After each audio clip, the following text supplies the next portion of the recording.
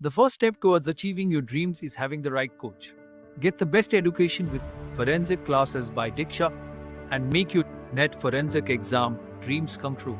Download the app now. Before starting today's class, a quick reminder that we have an application. Application की link आपको description में मिल जाएगी, वहां से आप इसे डाउनलोड कर सकते हैं. आप प्ले स्टोर से भी इसे डाउनलोड कर सकते हैं एंड ऐप स्टोर से भी इसे डाउनलोड कर सकते हैं. जैसे आप एप्लीकेशन डाउनलोड करेंगे आपको लॉगिन करना होगा. लॉगिन करने के बाद आप स्टोर पर क्लिक कर सकते हैं. स्टोर में आपको कोर्स लिस्ट मिलेगी. इस कोर्स लिस्ट में से आप अपना डिजायर्ड कोर्स सेलेक्ट कर सकते हैं एंड एनरोल कर सकते हैं. फॉर एग्जाम्पल, अगर मैं फोरेंसिक साइंस नेट की प्रिपरेशन कर रही हूँ तो मैं फोरेंसिक साइंस नेट का कोर्स सेलेक्ट करूंगी. अगर मैं क्रिमिनोलॉजी की प्रिपरेशन कर रही हूँ तो मैं यूजीसी नेट क्रिमिनोलॉजी का कोर्स सेलेक्ट करूंगी. अगर मैं मास्टर्स की प्रिपरेशन कर रही हूँ और मुझे सेमेस्टर क्लासेस चाहिए तो मैं सेमेस्टर क्लासेस का कोर्स चूज करूंगी. फॉर एग्जाम्पल, अगर मैं यूजीसी नेट फोरेंसिक साइंस की प्रिपरेशन कर रही हूँ तो मैं फोरेंसिक साइंस का कोर्स चूज करूंगी. अगर मैं क्रिमिनोलॉजी की प्रिपरेशन कर रही हूँ तो मैं क्रिमिनोलॉजी का कोर्स चूज करूंगी. इसके अलावा सेमेस्टर क्लासेस भी अवेलेबल है एंड फोरेंसिक के फील्ड में जितने भी entrance examination, BSc entrance examination, MSc entrance examination के कोर्सेज भी अवेलेबल हैं.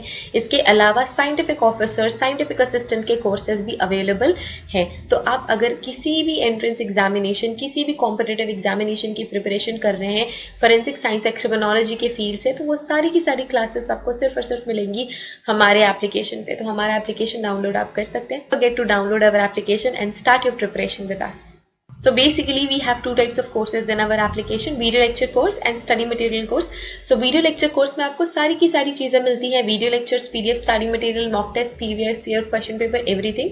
स्टडी मटेरियल कोर्स में आपको सिर्फ और सिर्फ study material, previous year question papers और मॉक टेस्ट मिलते हैं. वीडियो लेक्चर्स उसमें इंक्लूडेड नहीं होते हैं. So that's the basic difference between video lecture course and study material course. So it's clear now. You can join these classes according to your preparation and start preparing with us. अब हम देखेंगे disguised handwriting. क्या देखेंगे? Disguised handwriting. Disguised handwriting क्या होती है कि मुझे पता है कि मुझे बाद में डिनाई करना है कि मैंने नहीं लिखा. मुझे ये ऑलरेडी पता है कि मैं जो अभी लिख रही हूँ या मैं जो अभी जो भी राइटिंग मटेरियल यूज कर रही हूँ या जो लिख रही हूँ वो मुझे बाद में डिनाई करना ही करना है. 100% श्योर. ठीक है कि मैंने अगर एक फ्रेंड है मेरी, उसने सिर्फ एक सीक्रेट बात सिर्फ और सिर्फ मुझे बताई है. पूरी दुनिया में एक ही पर्सन है, उसके अलावा हम दो हैं, वो तो बताएगी नहीं. उसके अलावा मुझे बस पता है. बट अगर मैंने उसको लेटर लिखा और मैं चाहती, मुझे पता है कि वो मेरे साथ बचपन से पढ़ी हुई है, तो मेरा हैंड राइटिंग फेमिलियर है. मेरी हैंड राइटिंग मेरी फ्रेंड को फेमिलियर है, वो पहचानती है मेरी हैंड राइटिंग. बट मुझे अब उसे करना है ब्लैकमेल, मुझे तो लिखना है एनोनिमस लेटर, मुझे तो पैसे चाहिए. तो मैं क्या करूंगी, मैं अपनी हैंड राइटिंग बदल के, मैं अपनी हैंड राइटिंग चेंज करके, अपने फीचर्स चेंज करके अपनी फ्रेंड ए को वो लेटर भेज देती हूँ. मेरी फ्रेंड कहती है कि दीक्षा, फॉर एग्जांपल डी मैं हूँ, तो वो मुझे कहती है कि दीक्षा ये बात तो मैंने सिर्फ और सिर्फ तुझे ही बताई है, बट मुझे ये लेटर कैसे मिल गया, तूने ही लिखा है ये. तो मैं क्या कहूंगी, तू मेरी हैंड राइटिंग पहचानती नहीं है क्या? मेरी हैंड राइटिंग कितनी अलग है, तू ये हैंड राइटिंग देख, मेरी हैंड राइटिंग तो ऐसी है ही नहीं. हो सकता है तूने ही बताई हो या हो सकता है कि हमारी बातें किसी ने सुन ली हो.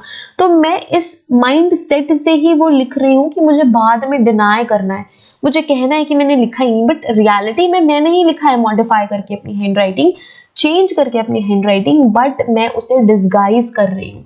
क्या कर रही हूँ?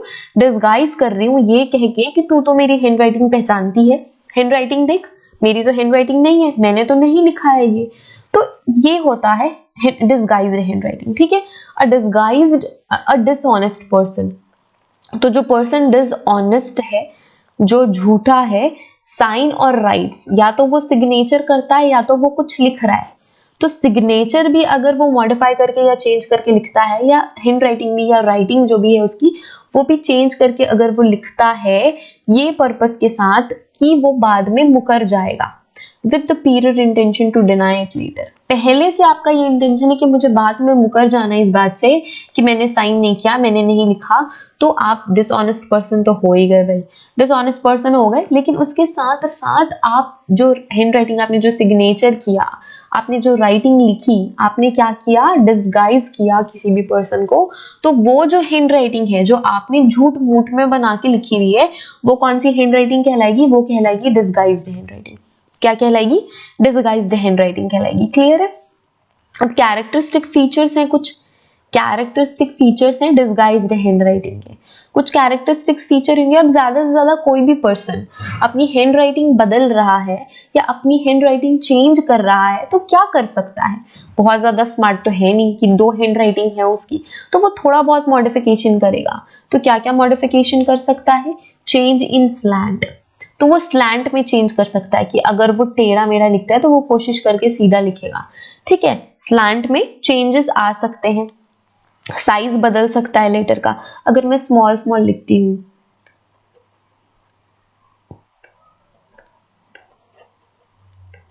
अगर मैं इतने स्मॉल लेटर्स लिखती हूँ, मैं ऐसे ही लिखती हूँ, बट मुझे डिस्गाइज करना है तो मैं जानबूझ के मेहनत करके ऐसे बड़े बड़े लेटर्स लिखूंगी, बड़े बड़े लेटर्स, क्योंकि मुझे तो ये कहना है कि मेरी हैंड राइटिंग नहीं है। तो ज्यादा से ज्यादा आप क्या बदल सकते हैं डिस्गाइज करने के लिए?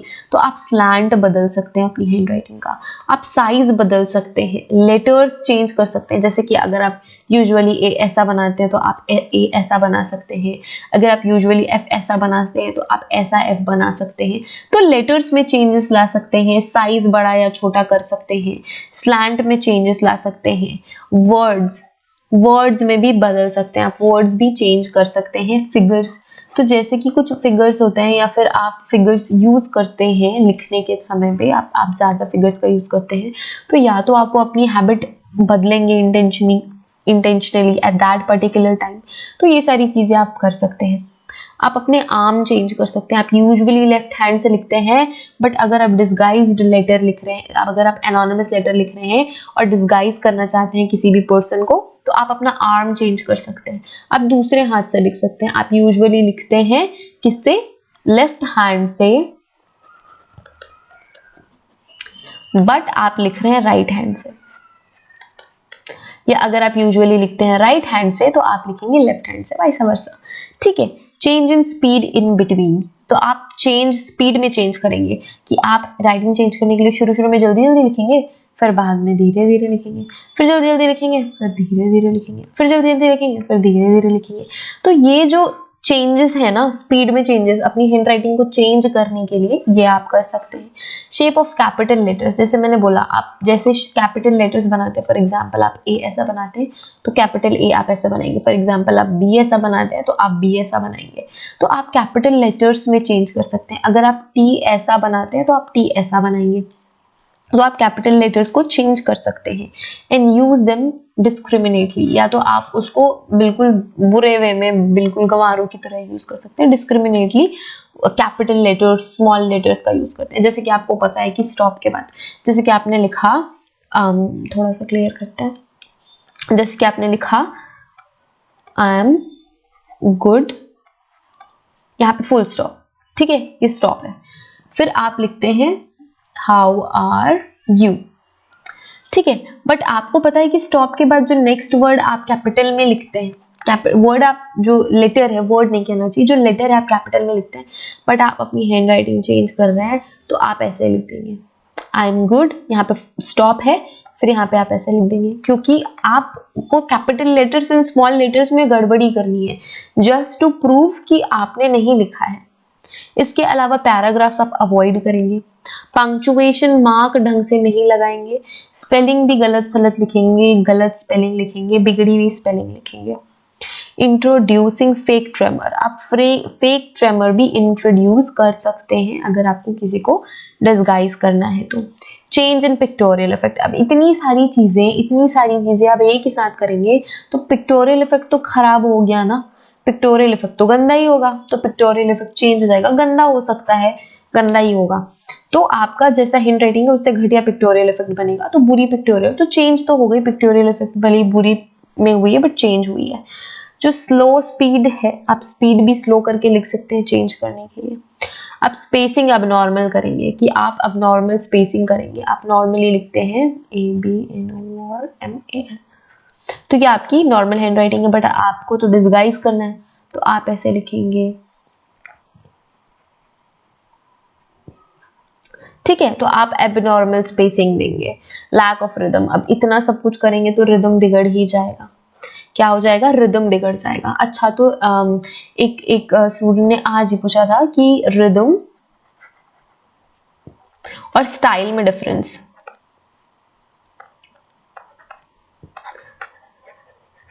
रिदम और स्टाइल में डिफरेंस। तो रिदम क्या है, स्टाइल क्या है? स्टाइल वो है जो आप जैसे लेटर्स आप लिखते हैं। फॉर एग्जाम्पल मेरा स्टाइल क्या है कि मैं एकदम कंप्लीटली कर्सिव में नहीं लिखती, मैं कुछ वर्ड्स कर्सिव में लिखती हूँ, कुछ वर्ड जैसे कि ये मेरा लिखने का स्टाइल है, ये मेरे लिखने का स्टाइल है, ठीक है। अब रिदम क्या है, मेरा ये स्टाइल को मैं कैरी करके जो मैं अगर मैं लॉन्ग पैराग्राफ लिखती हूँ, अगर मैं लॉन्ग पैराग्राफ लिखती हूँ तो जैसा मेरा स्टाइल है वो मैं कैरी करूंगी एक रिदम में, क्योंकि मैं वेल एजुकेटेड हूँ, मुझे पता है कि क्या क्या लिखना है, मुझे स्पेलिंग्स भी आती है। तो ये जो एक फ्लो बना ना, ये जो फ्लो बना वो रिदम है, और जैसे लिखने का मेरा तरीका है वो क्या है, वो है मेरा स्टाइल, ठीक है। अगर कुछ ऐसे है कि मैं कर्सिव नहीं लिखती, मैं ऐसे लिखती हूँ,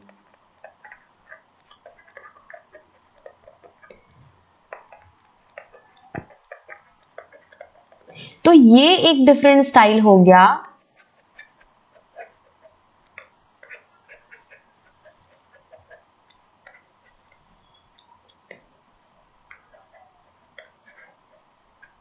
ये एक डिफरेंट स्टाइल हो गया।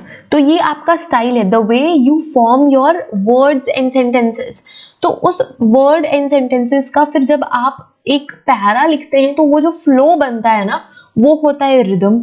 और वो रिदम किसी भी एजुकेटेड पर्सन में ही अच्छा होगा। अगर कोई फॉर एग्जाम्पल कोई किसी पर्सन ने क्लास 2 तक ही पढ़ा है तो उसका स्टाइल डिफरेंट होगा लिखने का, ठीक है। अगर मैं उसे बोलूंगी कोई पैराग्राफ लिख दो तो मैं उसे डिक्टेट कर रही हूँ, वो 2 वर्ड्स लिखेगा पर फिर उसे पता नहीं है कि स्पेलिंग क्या है, तो वो थोड़ी देर रुकेगा, सोचेगा कि स्पेलिंग क्या है, फिर वो स्पेलिंग याद करके लिखेगा। फिर मैं कुछ कहूंगी कि कुछ स्पेलिंग उसने गलत लिख दी है, कुछ स्पेलिंग सोचने में टाइम ले लिया। तो ये जो हो गया ना, तो इसका जो रिदम होता है, इसका जो फ्लो या रिदम है वो बैड होगा as compared to the educated person और जिसको एक्सपीरियंस है। तो क्लियर है, आई थिंक क्लियर है कि फ्लो और सॉरी फ्लो नहीं, हमें कहना चाहिए रिदम, स्टाइल और रिदम में डिफरेंस, ठीक है। तो हम क्या कहाँ पे थे, डिस्गाइज राइटिंग में थे। डिस्गाइज राइटिंग में ये सारी चेंजेस वो पर्सन करता है ताकि वो डिनाई कर सके कि ये हैंड राइटिंग मेरी नहीं है, मैंने नहीं लिखा है। तो ये डिस्गाइज्ड हैंड राइटिंग हो गई।